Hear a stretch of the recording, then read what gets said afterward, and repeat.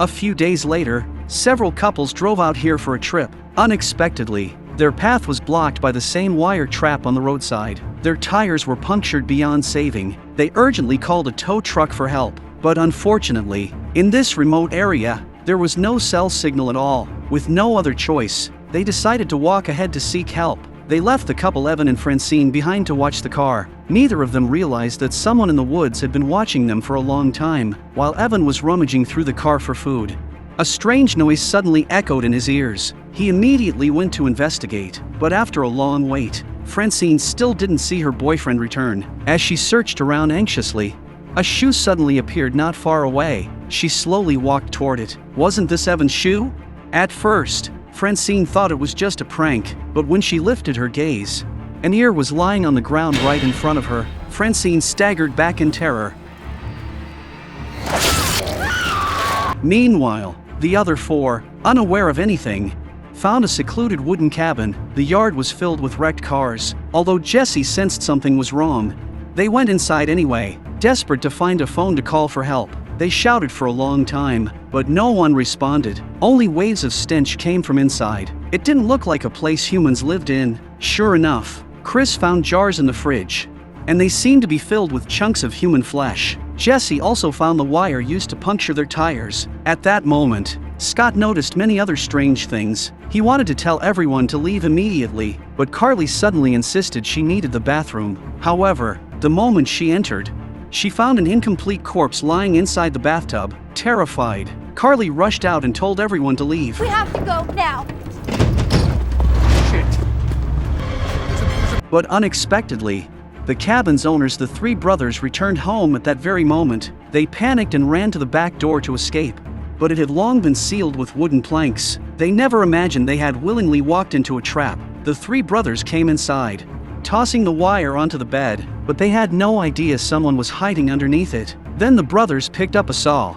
As if preparing for some kind of work, the terrified group under the bed didn't dare make a sound. It turned out the owners were deranged cannibal butchers. Just then, it seemed another butcher entered the house. Seeing their dead companion, Chris and Jesse held their breath, not daring to move, but blood from Francine's body began dripping down to the floor under the bed. Luckily, the butchers were too focused on their task to notice anything beneath them. Just when they thought they could finally breathe, a shotgun was suddenly placed on the edge of the bed. Then a bullet rolled right next to Chris. One near-death scare after another made their hearts pound uncontrollably. Through the door crack, Carly could see the butchers dismembering a corpse right before her eyes. No one knew how much time passed. Suddenly, the cabin fell silent. The butchers had finished eating and drinking and fallen asleep. While they snored, Chris and Jesse slowly crawled out from under the bed. Carly and Scott quietly stepped out of the room as well.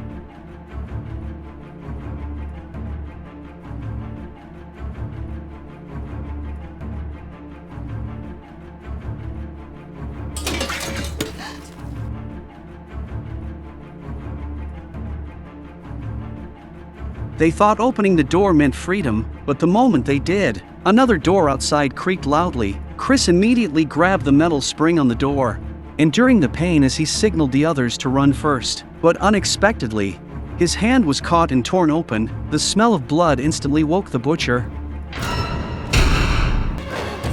They sprinted toward the mountain as fast as they could. When Chris looked back, the three brothers were already driving a truck after them. They scattered through the forest, completely lost. Unable to find their way back, they ran into an abandoned parking lot, filled with destroyed vehicles, each one stained with blood. It was obvious these were all the work of the butchers. Just when they didn't know what to do next, the sound of an engine echoed from afar. Get down. Get out.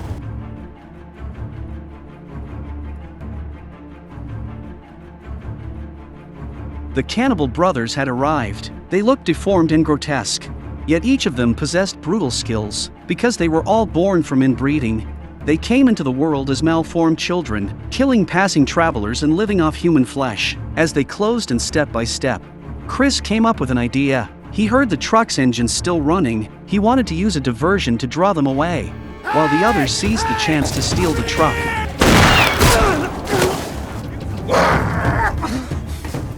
Unfortunately, Chris was injured. Scott saw this and rushed out to help. drawing the butcher's attention again, although one of them fired a shot at him. Luckily, it didn't hit. Scott successfully lured them away.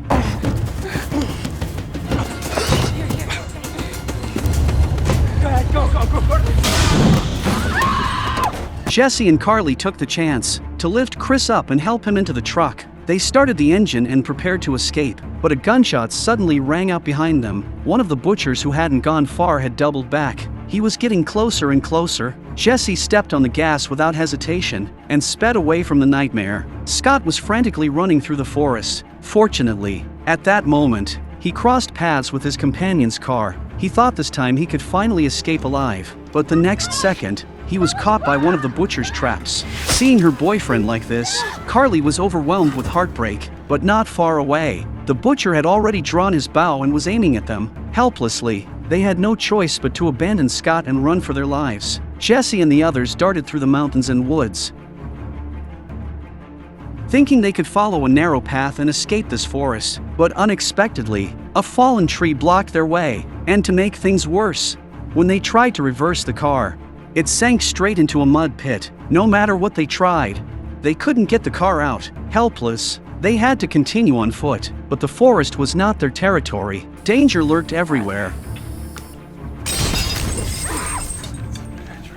What they didn't know was that the three Butcher brothers were rapidly closing in. Chris, injured in the leg, really couldn't walk any farther. Just as he planned to rest for a moment, Carly suddenly discovered something. When they stood up and looked, they saw a tall lookout tower. Hearing Carly call out, Jesse quickly stopped her, afraid the Butcher brothers might hear. With nowhere else to run, they could only climb to the top of the tower and try to spot a distant road or town. But when they finally reached the top, all they saw was endless forests. In an instant, their hope turned to despair. Then Carly found a tube filled with glow sticks and also discovered an old radio. Fortunately, the radio still worked. They tried switching through every channel, hoping for help from the outside, but just as they made contact, the Butcher brothers found the tower. Get down. Cover the light.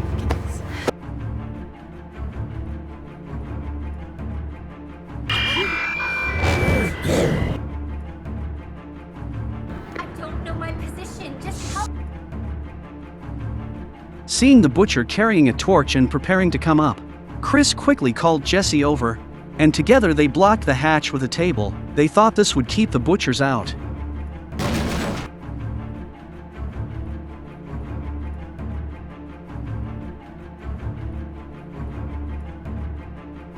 But after the brothers left, the tower became eerily silent. No one knew what they were planning next. Sure enough, moments later, thick smoke suddenly filled the tower, and flames rose beneath the hatch. They were trying to burn them alive. Carly quickly broke the window, ready to jump. Looking at the dense trees below, Chris realized the plan might actually work. After all, none of them wanted to fall into the Butcher's hands, so he jumped first.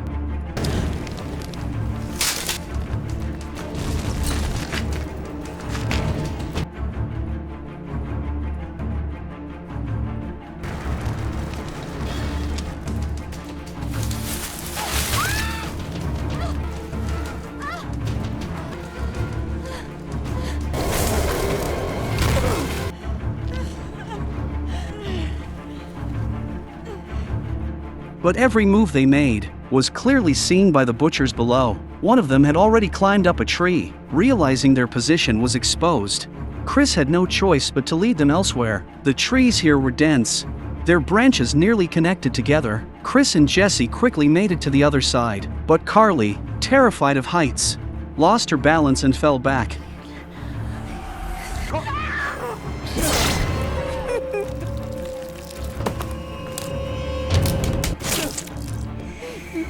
Seeing the horrific scene of Carly being caught by the Butcher, Chris pulled Jesse and kept running, but the Butcher chased after them relentlessly. Realizing running wasn't going to work, Chris decided to fight back. He grabbed a thick branch and told Jesse to hold onto it, planning to lure the Butcher toward him. But Jesse knew Chris's leg was injured, so she insisted on taking the risk herself.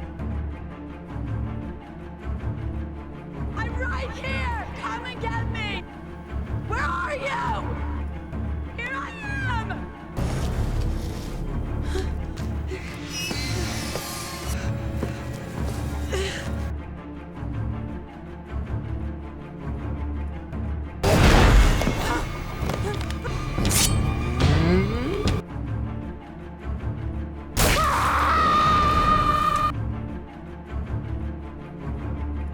One of the butchers tripped on the branch and died instantly. The other two became even more furious. Seeing their chance, Chris and Jesse hid inside a cave behind a waterfall, but the next second, a butcher appeared at the entrance. Fortunately, it was just Jesse's imagination. They couldn't afford to waste a second and continued searching for a way out. After endless effort, they finally saw a road at the top of a hill, but before they could celebrate, an axe came flying toward them. In the chaos, Jesse was taken by a butcher, and Chris tumbled down the mountain.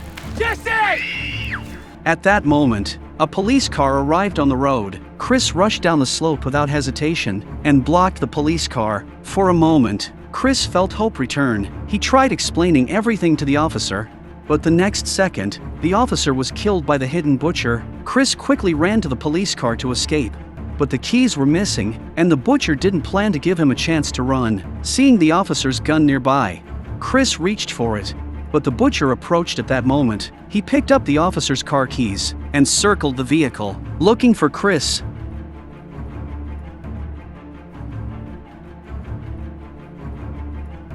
It turned out Chris had hidden behind the police car, while the butcher wasn't looking. When the butcher began dragging the officer's body into the car, Chris quietly followed, because he had to save Jesse. When they arrived at the cabin, the butcher dragged the officer's body inside. Jesse was tied tightly to a bed. Then the sound of cutting filled the room. Terrified, Jesse screamed for help, just as one butcher was about to attack her. Help me! A bottle of gasoline flew to the doorway and ignited a massive fire.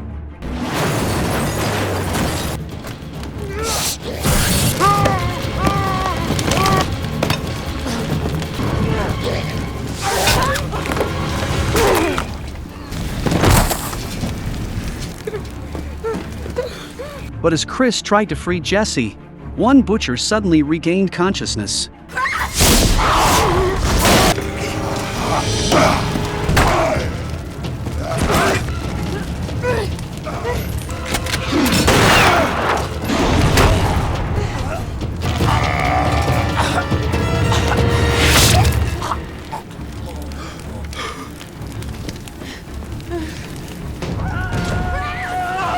Just when they thought they were safe, the butcher who had fallen from the trees earlier turned out to still be alive.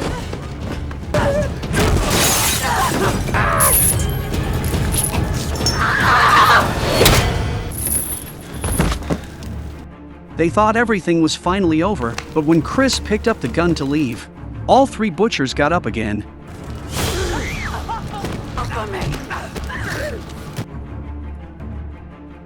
Chris and Jesse slowly backed toward the door, but with only one bullet left. They had no choice but to flee. Come on.